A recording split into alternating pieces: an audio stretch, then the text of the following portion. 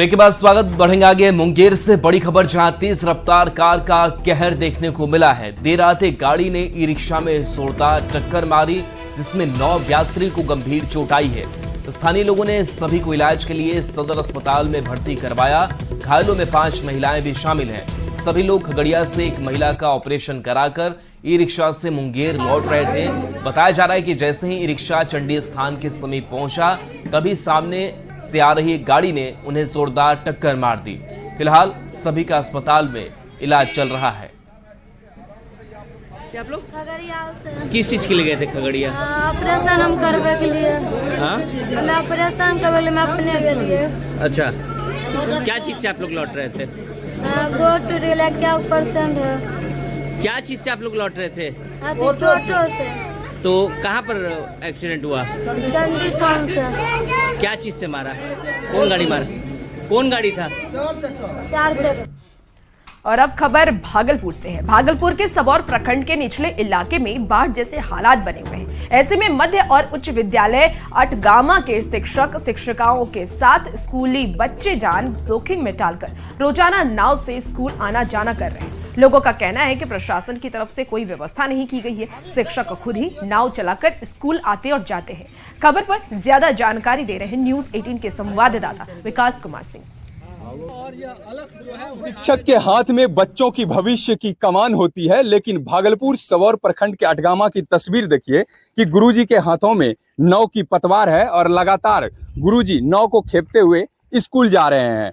मुख्य सड़क से तकरीबन 1.5 किलोमीटर दूर गुरुजी रोजाना इसी तरह से नाव से यात्रा करते हैं। उनके साथ स्कूली छात्र छात्राएं होती हैं, शिक्षिकाएं होती हैं और सभी जान जोखिम में डालकर 1.5 किलोमीटर तक रोजाना नाव से स्कूल तक का सफर जो है वो तय करते हैं। वो सुबह आके नाव का वेट करना पड़ता है। नाव आने के बाद अगर ग्रामीण रहते हैं तो ग्रामीण लोग चलाते हैं, या तो नहीं रहते हैं तो हम लोग को अपने से चला के जाना पड़ता है। अच्छा, तो फिर ये चीजें काफी भयावह दृश्य है। आपके साथ शिक्षिकाएं हैं, छात्र छात्राएं हैं। हाँ सर, परेशानी तो है। जो लोग तैरना नहीं जानते हैं उसके लिए बहुत ज्यादा है। जो कभी बैठे नहीं है नाव पे तो उसको ज्यादा डर लगता है। सरकार का आदेश हर हाल में पालन करना है। हाँ, हम लोग को समय पे 9 बजे स्कूल पहुंचना है। स्कूल पहुंचना। क्या नाम हुआ? सर ऐसे ही नाव से जाते हैं लोग। नाव से जाते हैं। बीच मझधार में नाव है, खेवनहार आपके शिक्षक हैं। भरोसा है कि पार लगा देंगे नैया? सर कभी हम लोग भी खेते हैं। मझधार में नाव है। सर डर तो बहुत लगता है, और जब एक बार हम सुबह से इस पार जाते हैं तो सर ऐसा लगता है कि बहुत बड़ी जंग हमने जीत ली है। और शाम के टाइम में जब विद्यालय से हमारी छुट्टी होती है, उसके बाद जब इस तरफ जाते हैं तो रात में आराम से सोते हैं कि चलो आज तो हम स्कूल चले गए, अच्छे से चले आए, लेकिन अगले दिन स्कूल आने के लिए फिर हमें जल्दी उठना पड़ता है। बहुत सर, बहुत ज्यादा। क्या नाम हुआ आपका? सर मेरा नाम नीलम है। चलिए तस्वीर देख लीजिए कि चारों तरफ पानी ही पानी नजर आ रहा है और गुरुजी जो है वो पतवार समा रहे हैं। बाकी में दिल में डर है और नाव मझधार में है और शिक्षक खेवनहार हैं। विकास कुमार सिंह, न्यूज 18 भागलपुर। छपरा में महावीरी अखाड़ा में जमकर अश्लीलता परोसी गई। महावीरी अखाड़ा का आयोजन इकमा में किया गया था। हर साल की तरह इस साल भी भव्य तरीके से अखाड़ा जुलूस निकाला गया। इसमें हजारों की संख्या में लोग शामिल हुए, लेकिन इस जुलूस में कुछ ऐसा हुआ जिसने प्रशासन के दावों की कलई खुल गई। इस जुलूस में डांसर्स ने जमकर ठुमके लगाए। पुलिस मूक दर्शक बनी रही। रास्ता छोड़ दी, रास्ता।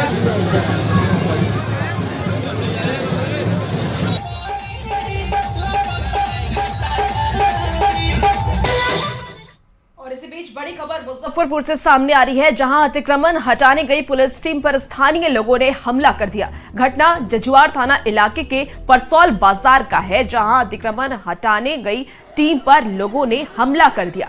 इस दौरान दर्जनों लोगों ने पुलिस टीम को घेर कर हंगामा करते हुए उन पर हमला कर दिया। इस दौरान पुलिस टीम के साथ बदसलूकी और हाथापाई भी की गई। वीडियो सोशल मीडिया पर तेजी से वायरल हो रहा है। पुलिस ने कार्रवाई करते हुए 2 लोगों को हिरासत में लिया। जानकारी के मुताबिक आपको बता दें कि जजुआर थाने में तैनात संदीप कुमार पुलिस बल के साथ परसौल बैंक रोड में गश्ती के लिए निकले थे। परसौल उत्तर बिहार ग्रामीण बैंक की शाखा से पहले सुनील प्रसाद के घर के पास सड़क पर बहुत सारी ईंट रखी हुई थी। ईंट को हटाने के कहने पर सुनील प्रसाद का बेटा और अरुण नाम के एक युवक ने पुलिस से वो दोनों उलझ गए और मौके पर लोगों की भीड़ जुट गई और जमकर बवाल किया। और इसकी तस्वीरें भी, एक्सक्लूसिव तस्वीर भी आप अपने टीवी स्क्रीन पर देख रहे हैं। मुजफ्फरपुर से ये बड़ी खबर सामने आ रही है। आरा के पवना थाना क्षेत्र के खनेट गांव में विकास मित्र कृष्णा मुसहर की मौत के बाद परिवार वालों ने पड़ोस के बुजुर्ग की पीट कर हत्या कर दी।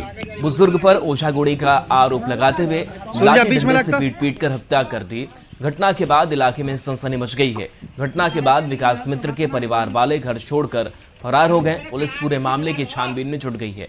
बताया जा रहा है कि विकास मित्र कृष्ण मुसहर बीमार चल रहा था। कई जगह पर उसका इलाज चला लेकिन हालात में सुधार नहीं हुआ। इसके बाद जब कहीं भी ओझागुनी से दिखाते थे तो बीमारी के पीछे पड़ोसी पति मुसहर का नाम सामने आता था। इस बीच कृष्णा की मौत हो गई। बीमारी से कितने दिन से बीमार थे? बेरामी 5 महीना भइल। अच्छा, कतनो दावा कराई, कतनो सुई कराई, कतना ओझाई कराई तो उहे धराई। मैंने कौन धरा है? जौन है मुगल बूढ़वा तौन धराई पति। तो पति मुसहर का आप लोग क्यों मारे? अब धरा ताड़ा तो सब तू ही कर ताड़ा तो यही से मारल भूला। पटना के गोपालपुर थाना इलाके में भोगीपुर में अपार्टमेंट की 6 मंजिल से गिरकर एक महिला की मौत हो गई। बता दें आपको कि पुलिस ने प्रथम दृष्टया में से खुदकुशी की बात कही।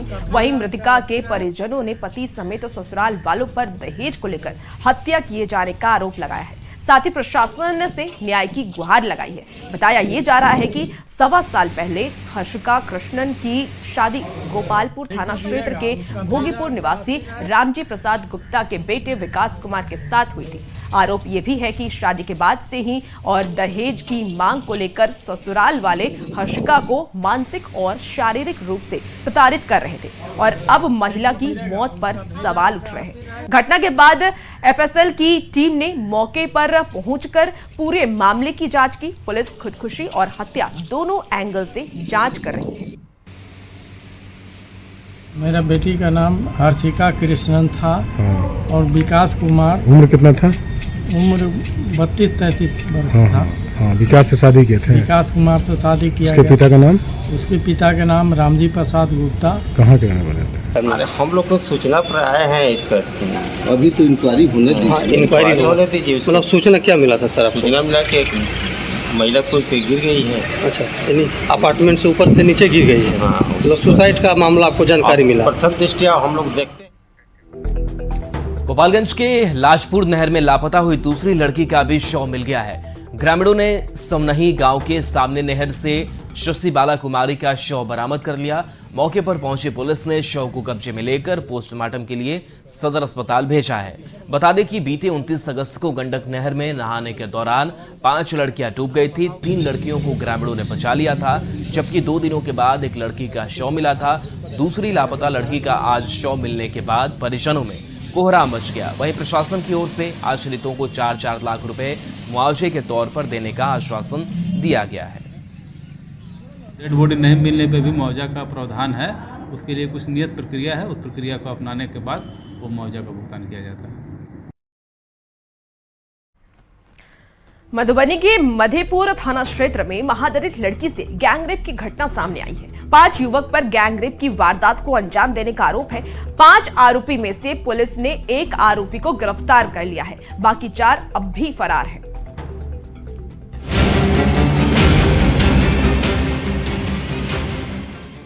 पश्चिम बंगाल के आरजीकर अस्पताल में डॉक्टर से रेप और हत्या के बाद अभी लोगों का गुस्सा शांत भी नहीं हुआ था कि बिहार में भी एक गैंगरेप की घटना सामने आ गई। मधुबनी के मधेपुर थाना क्षेत्र में महादलित लड़की से गैंगरेप की घटना सामने आई है। 5 युवक पर गैंगरेप का आरोप लगा है। पुलिस के मुताबिक पीड़ित लड़की मेला देखकर घर लौट रही थी, तभी बीच रास्ते में 5 युवकों ने उसे उठा लिया और फिर सुनसान जगह ले जाकर गैंगरेप की वारदात को अंजाम दिया। 5 आरोपियों में से पुलिस ने 1 आरोपी को गिरफ्तार कर लिया है, बाकी 4 आरोपी अभी फरार हैं। जिनकी गिरफ्तारी के लिए छापेमारी की जा रही है। सूचना के बाद एफएसएल की टीम को बुलवाया गया था थाना के द्वारा और अभियुक्त की भी पहचान हुई थी और अभियुक्त भी उस लड़की को घर पर छोड़ने गया था। उसी क्रम में भी जो अभियुक्त पकड़ा गया। 2012 में हुई निर्भया कांड के बाद जिस ढंग से लोग सड़कों पर उतरे, विरोध प्रदर्शन हुए, सरकार ने महिला अपराध से जुड़े कानून को बहुत कड़ा कर दिया। उसके बाद लगा कि जैसे इस तरह की घटनाओं पर रोक लग जाएगी, लेकिन बंगाल में डॉक्टर के साथ रेप के बाद बिहार में गैंगरेप की घटना ये बताती है कि अब भी इंसान की भेष में कुछ भेड़िए बचे हुए हैं। सवाल है कि मधुबनी के गैंगरेप के बाकी आरोपियों की गिरफ्तारी कब होगी। मधुबनी से न्यूज़ 18 के लिए ब्यूरो रिपोर्ट। अररिया से बड़ी खबर, जहां अमानवीय कृत्य के वायरल वीडियो का मामला सामने आया है। 2 और आरोपियों को पुलिस ने गिरफ्तार किया है। मोहम्मद रमीज और मोहम्मद लुकमान गिरफ्तार किए गए हैं। पहले 5 आरोपियों को गिरफ्तार किया जा चुका है। वायरल वीडियो मामले में सभी 7 आरोपी गिरफ्तार किए गए हैं। बाइक चोर के साथ अमानवीय वीडियो वायरल हुआ था। तो अररिया से ये बड़ी खबर, जहां अब गिरफ्तारी की संख्या बढ़ रही है। 2 और आरोपियों को पुलिस ने गिरफ्तार किया है। 5 आरोपी पहले गिरफ्तार हो चुके हैं। अब सभी 7 आरोपी गिरफ्तार किए जा चुके हैं। बता दें कि अमानवीय कृत्य के वायरल वीडियो से जुड़ा हुआ यह पूरा मामला, ये तस्वीर आपको दिखा रहे हैं, जहां गिरफ्तारी पुलिस ने की है इन आरोपियों की। अब 7 आरोपियों की गिरफ्तारी इस मामले में हो चुकी है। मोहम्मद रमीज और मोहम्मद लुकमान, जो 2 आरोपी बचे हुए थे, उनकी गिरफ्तारी हो चुकी है। 5 पहले के आरोपी गिरफ्तार हो चुके हैं। सतीश हमारे साथ न्यूज़ 18 संवाददाता जुड़ गए हैं। सतीश, 2 और गिरफ्तारी, अपडेट क्या है? जी देखिए, कल रात में जो है ये अररिया एसपी ने प्रेस रिलीज जारी किया और सूचना दी कि जो है 2 अन्य जो बाकी बचे थे जो इस मामले में आरोपी, उसकी गिरफ्तारी कर ली गई है। तो अब तक इस मामले में जो है कुल 7 गिरफ्तारियां की गई है और अररिया एसपी अमित रंजन ने जानकारी दी है कि ट्विटर हैंडल ये एक्स को भी जो है उन्होंने पत्र लिखा है कि वीडियो को जो है वहां से ट्विटर से हटाया जाए। जिसके बाद जो है अररिया एसपी ने बताया है कि इस मामले में अब तक कुल जितने भी आरोपी थे सभी की गिरफ्तारी कर ली गई है। जी चलिए, शुक्रिया सतीश इस अपडेट के लिए आपका। बिहार में एक तरफ जहां भूमि सुधार को लेकर सर्वे का काम चल रहा है, वहीं अररिया के जिला मुख्यालय स्थित स्कूल की 8 डेसिमल जमीन पर दबंगों ने कब्जा कर लिया है। स्कूल के प्रधानाध्यापक का कहना है कि दबंगों ने स्कूल की जमीन पर सालों से कब्जा जमा रखा है। जिला शिक्षा पदाधिकारी को भी इसके बारे में जानकारी दी गई, लेकिन अभी तक स्कूल की जमीन के कब्जा नहीं हटाया जा सका है।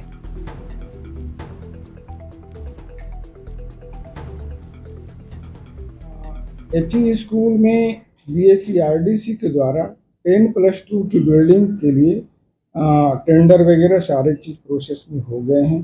फाइलिंग वगैरह भी ऐसे किया है, लेकिन इधर 10 दिन पहले मेरे को एचएम के द्वारा बताया गया कि वहाँ पर कुछ लोग पहले से अतिक्रमण करके बाशिंदे के रूप में ऐसे के कुछ दुकान वगैरह बना लिए हैं। हम लोगों ने उसके बाद जांच करके ऐसे के लिखा है अनुमंडल पदाधिकारी को और सीओ साहब को भी कि उसको अतिक्रमण मुक्त करा दें। ये जिला का 1889 का प्रतिष्ठित स्कूल है और ये यहाँ कुछ जमीन अतिक्रमण किए हुए हैं जिससे विद्यालय को मुक्त कराया जाए। बहुत बार पत्राचार किया, अनुमंडल पदाधिकारी महोदय को भी लिखे, जिला शिक्षा पदाधिकारी महोदय को भी लिखे, यहाँ तक के डीएम महोदया को भी मैंने अपने स्तर से एप्लीकेशन दिया। अनुमंडल पदाधिकारी द्वारा सीओ अररिया को भी लिखा गया है। शेखपुरा जिले के टाल क्षेत्र में इन दिनों हरहर नदी में पानी का जलस्तर बढ़ जाने से जलावन की किल्लत देखी जा रही है। बरसात के दिनों में इस इलाके के लोगों को 2 वक्त का चूल्हा जलाने की चिंता बढ़ जाती है। सुबह से ही महिलाएं जलावन की व्यवस्था में लग जाती हैं। खासकर हरहर नदी किनारे बसी आबादी के बीच जलावन संकट ज्यादा गहरा जाता है। सरकार की गरीबी उन्मूलन योजना टाल क्षेत्र आते आते दम तोड़ रही है। टाल क्षेत्र से ज्यादा जानकारी दे रहे हैं न्यूज़ 18 संवाददाता अजीत कुमार सिन्हा।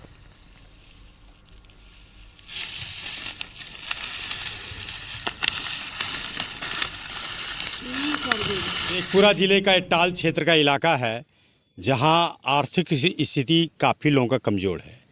आपको हम बता दें कि बरसात के दिनों में स्थिति काफ़ी ख़राब हो जाता है। खासकर जलावन की व्यवस्था करने के लिए काफ़ी मशक्क़त करनी पड़ती है। यहाँ की महिलाएं दिन भर मेहनत करती हैं और किसी तरह जलावन व्यवस्था करते हैं। 2 वक्त 1 वक्त का रोटी की व्यवस्था हो जाए, इसके लिए मैंने व्यवस्था कर रहे हैं। जलावन सुखा रहे हैं ताकि रात में जो चूल्हा जलेगा उसकी व्यवस्था की जा सके। इतनी गरीबी है इस इलाके में, तो हम जानते हैं इन महिलाओं से। क्या नाम होगा आपका? सीमा देवी।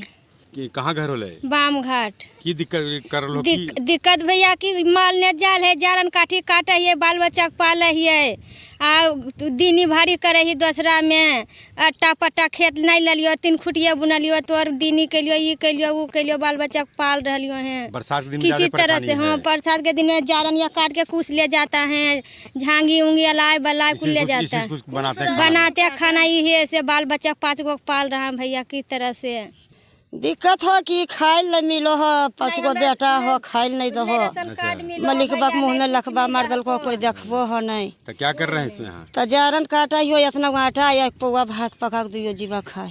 तो सरकार की जो भी योजना है गरीबी उन्मूलन कार्यक्रम को लेकर, वो इस घाट कुसुमा इलाके में दिखाई नहीं दे रहा है। आपने गरीबों का दर्द सुना कि यही 2 जलावन जो काट रहे हैं इस बरसात के दिनों में, इसी जलावन से 2 वक्त की रोटी का इंतजाम हो रहा है। जरूरत है जिला प्रशासन को कि जो भी गरीबी उन्मूलन कार्यक्रम चलाए जा रहे हैं इस इलाके में, इन गरीबों को भी लाभ पहुंचाइए ताकि गरीबी रेखा से इनकी जीवन ऊपर उठ सके। अजीत कुमार सिन्हा, न्यूज़ 18 शेखपुरा। और अब खबर मोतिहारी से। मोतिहारी में भूमि सुधार एवं राजस्व मंत्री दिलीप जायसवाल का भव्य स्वागत किया गया। जमीन सर्वे को लेकर उन्होंने किसी भी तरह की चिंता नहीं करने का भरोसा दिया। बिहार से बाहर रहने वाले लोगों को अब सर्वे में ज्यादा परेशानी का सामना नहीं करना पड़ेगा। अगर जमीन पर उनका कब्जा है और ऑनलाइन रसीद कटवाते हैं तो कोई परेशानी की बात नहीं है। अधिकारियों को सख्त हिदायत ये भी दी गई है कि किसी को परेशान नहीं करना है। अगर पुराना बंटवारे और कब्जे वाले जमीन को लेकर पूरा परिवार एकमत होकर वंशावली बनाकर अगर अधिकारी को देगा तो वैसी स्थिति में उसको भी सरकार मान्य करेगी। साथ ही अगर किसी भूमि पर विवाद को लेकर कोर्ट में टाइटल सूट या सिविल सूट है तो सर्वे में फिलहाल वैसी जमीनें को चिन्हित करके रखा जाएगा और उस पर सरकार बाद में फैसला लेगी। तो विशेष करके गांव में या फिर जो दिल्ली, पंजाब या दूसरे जगह रहते हैं, उन लोगों के बीच मन में एक आशंका हो गया है कि ऐसा तो नहीं कि सर्वे में जो हमारा जमीन है, जो वंशावली के तहत मुझे मिला है, या अन्य कारणों से किसी तरह हम लोग आपस में बंटवारा नहीं कर पाए हैं, तो फिर उसका सर्वे में होगा क्या? आप इतना निश्चित रहें, जो जिस जमीन पर रह रहे हैं, जिनका कब्जा जिस जमीन पर है, और अगर उनका ऑनलाइन रसीद कट रहा है, उनको कोई कागजात दिखाने की जरूरत नहीं। जब ऑनलाइन रसीद कट रहा है और जमीन पर आपका कब्जा है, तो राजस्व विभाग का कोई कर्मचारी सर्वे अमीन को हमने निर्देश दे दिया परसों कि उनको किसी तरह का कोई कागजात मांगने का जरूरत नहीं है। उनका जमीन का सीमांकन करके सर्वे में जो हमारे रिकॉर्ड में है उनका नाम डाल दीजिए। दूसरा ये कि बहुत लोग बोलते हैं कि हमारा अभी तक बंटवारा नहीं हुआ है जमीन का, हम लोग सब लोग मिल करके अपना अपना जिसको जो जमीन है उसका उपयोग कर रहे हैं, अब सर्वे में क्या होगा? तो हम लोगों ने कहा है कि अगर आपसी सहमति से पूरा परिवार वंशावली बना करके कोई अगर विवाद नहीं हो और जो जिस जमीन पर रह रहे हैं या जो जमीन बेच दी है, अगर विवाद नहीं है तो वो लोग अगर आपसी सहमति करके बता देंगे या कागज दे देंगे कि आपसी सहमति हमारी बन गई है, तो उनको भी सर्वे में उसी तरीके से नाम दे दिया जाएगा। लेकिन अगर किसी का टाइटल सूट है, किसी का सिविल सूट है और किसी तरह का कोर्ट में विवाद है, तो वैसे जमीन या वैसे रैयत के चीज को हमने कहा है कि एक बार फर्स्ट फेज में उसको पेंडिंग रखने के लिए, अलग करके रखने के लिए, सेग्रीगेट कर देने के लिए, जिससे कि उनको बाद में हम समझ बूझ करके उसका निदान निकाल सके। तो कोई चिंता करने की बात नहीं।